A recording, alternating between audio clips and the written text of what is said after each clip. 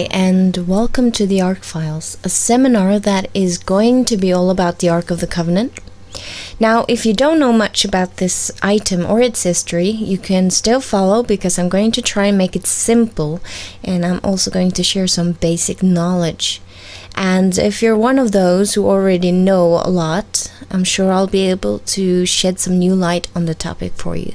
So even if this is the first time you hear of it, or if you know a lot, I'm hoping this seminar will benefit you regardless of your background. Now, I've written two books on the topic of the Ark, and one has been translated into English. And at the end of the seminar, I'm going to give you a web address where you can download one of these books for free. Now, I don't like to speculate too much, and I'm a great fan of looking at just the facts. However, I do think that this book contains facts, and therefore it's going to be our guideline throughout the series. Now, the Ark of the Covenant is the most holy object described in the Bible, and it once stood in the Jewish temple. Then it was lost. There has been many theories on what happened to it, but the Bible itself doesn't say what happened. Some think that it had supernatural powers. Others, they don't even believe it ever existed.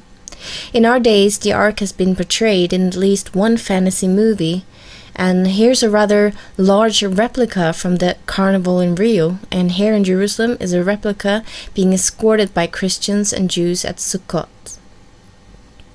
There has been several claims that the Ark has been found. Some say it's in a cave in the desert. Some claim it's in a church in Ethiopia, and some claim it's right underneath the Dome of the Rock in Jerusalem. Here you can see Jews praying in front of the famous Wailing Wall. And of course they're praying towards their Temple Mount, where their temple once stood, and where the Ark of the Covenant was. Now, the Muslim mosque is standing at the same place, or at least very close to where the Jewish temple once stood. And this is, of course, creating a lot of emotions in both Muslims and Jews. And some Jews are thrilled with the idea that the Ark would be hid right underneath the dome, indicating it to be their rightful property. Some people even wants to tear down the Muslim mosque, and others don't believe that the Jewish temple should be rebuilt until the Messiah comes. And we're going to look briefly at some of these claims. However, we're going to have our main focus on the claim made from a man from Tennessee.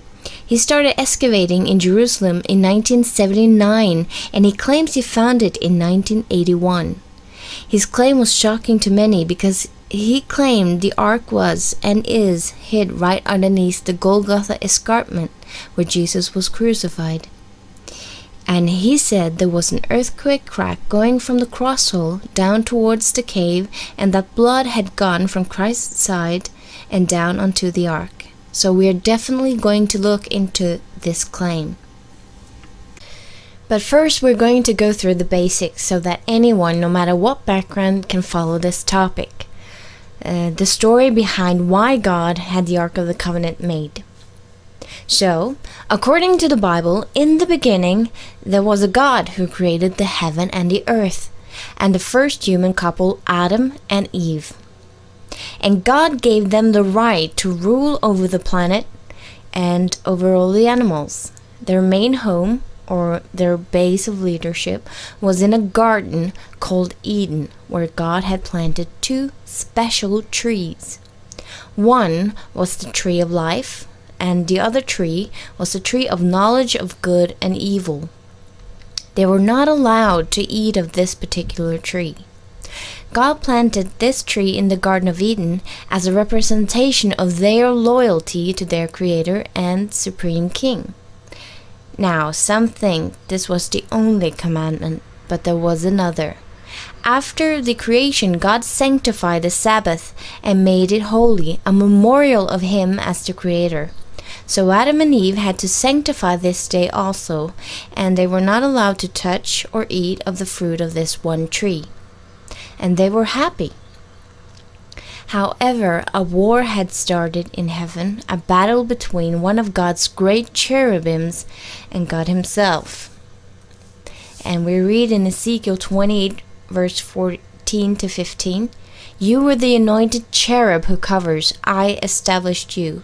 You were on the holy mountain of God. You walked back and forth amidst of fiery stones.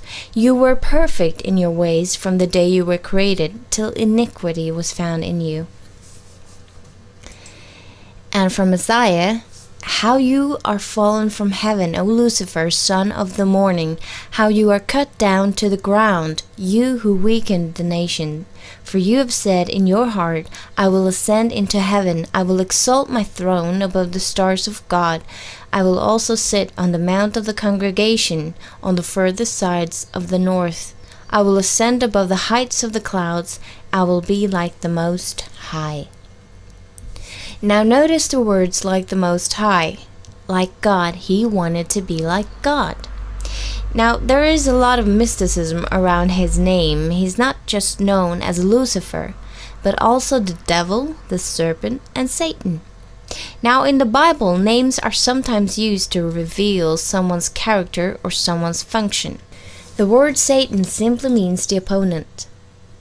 He wanted to exalt his throne. He did no longer wish to follow God's leadership, and he convinced 1/3 of God's angels to follow him instead.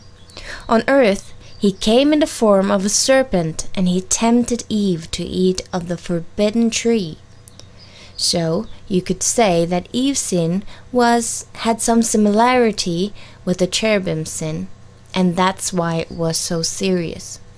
He claimed that instead of being God's loyal child, she would become as God. But God had said that if she was disobedient to his law, she would receive a death penalty. Attempting to become as God herself, she broke one of the commandments of God, and she was registered an offender of the law and received a death sentence along with her husband, who also ate of the tree. So what we have here is God claiming through this tree that he left on the planet he created, that he owned the planet and the right to reign over it and over them. As long as they didn't eat of this tree, they agreed in God's right as a lawmaker on the earth. But they did. The couple and the leaders of their planet was now under the accusation of having broken the law of the supreme king of the universe, and they lost privileges of caring for God's garden in Eden. But as they were horrid with the consequences of the riot, God noticed something in them that he did not notice in the cherubim who had made similar sin. And so he noticed their repentance, and a promise came from the Creator. He said that from the womb of Eve, someone would come and win victory on their behalf. They were left with the hope of a Redeemer. From that time, they were asked to sacrifice a lamb, to put the blame for their sin on this lamb, and then killing it. God gave them a promise of a substitute who would take their punishment. Thus the hope of the Messiah arose. The hope and the promise given to Eve was an inspiration to all of the world's ancient religions. Now the same has happened today. Christianity started with one man and his 12 apostles, but today we have hundreds of different denominations, all claiming to have the truth. And so it was back then. Adam and Eve received a promise and instructions, and since then many of the religions that later arose was because they all thought they had the truth of what once was given to them. But of course all of them couldn't have the exact truth. So a woman with a child that would be a hero was a part of the early religions after the flood. Egypt and the kingdoms of Mesopotamia, the great nations of the past, they all had it in their religion too. Many claimed to be this hero, but truth had become so corrupted that God needed to have a group that would represent him and the truth of him before the rest. Around this time, the Creator chooses a man, later known as Abraham, to guard the truth of him. His grandchild, Jacob, was also called Israel, and his 12 sons became the 12 tribes of Israel. They ended in Egypt, where they were made into slaves of Pharaoh. Now we're going to go back to the cherubim that wanted to be like God. He dressed as a serpent to fool Eve, and after this God condemned the serpent to have to crawl on his belly. Now, serpents have, to our scientific knowledge, never had wings or legs. However, ancient cultures seem to know that the serpent once had it, showing how the story of what happened in the garden might have been something they all knew of. And you can see these images from, for instance, Egypt. Now, there might be a double condemnment here. In the Bible, the cherubims are described with wings and not the angels. Now, the cherubim's wings were a part of their work tool, or their function. The wings were used to protect God and what is holy, and they used them to humble themselves before God. Now, if a cherubim would have his wings taken away from him, it meant that it lost its job and function. So God may have let us know here that the betrayer also lost his job as a cherubim, and the instrument he used, the serpent, partook in his punishment. And we're going to talk more about cherubims when we go into the details of the Ark of the Covenant. As you've seen on the pictures, it has 2 cherubims. But again, instead of protecting God's tree like a cherubim should have done, he did the opposite. Instead of defending God and his law, he did the opposite.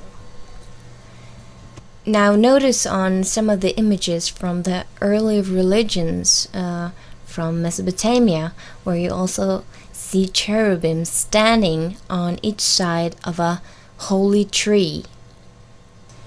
Now it's interesting because you can see that not only the Bible but also the ancient religions had elements of the same stories in them. So, back to Israel. Now God leads them out of captivity in Egypt towards Canaan, a land he had promised Abraham.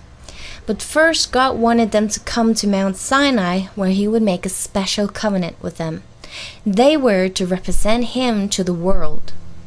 So God met with them there, and through his servant Moses, he asked them to build him a sanctuary so he could dwell amidst them. And this is how the sanctuary looked. And Moses was told to build this after a pattern that another author in the Bible, Paul, says was of the heavenly things. So this sanctuary was a copy of a sanctuary in heaven, very important. Now it had 7 main items, and 2 of these items combined were the Ark of the Covenant, and it was to stand in the place called the most holy place of the tabernacle. God wrote with his own finger his 10 Commandment law on 2 tables of stone, and these tables were called the 10 words and God's testimony. Now I want you to remember this as we continue the study, God's testimony. These tables of stone were to be placed into the ark, and so this is the basic, and in the next episode we're going to get down to business and talk about the ark's significance. What is the ark and what is the purpose of it? Why did God ask to have it made? To learn more about Adam and Eve and the Israelites and the ark, you can please study the book of Genesis and the book of Exodus for a more complete picture. And these 2 books are the first 2 books in the Bible. Now in the next sequence we're going to talk about what the ark is, and the ark is several things, and we're going to start off with focusing on especially one of the things, and I think this will amaze many. Thank you for listening.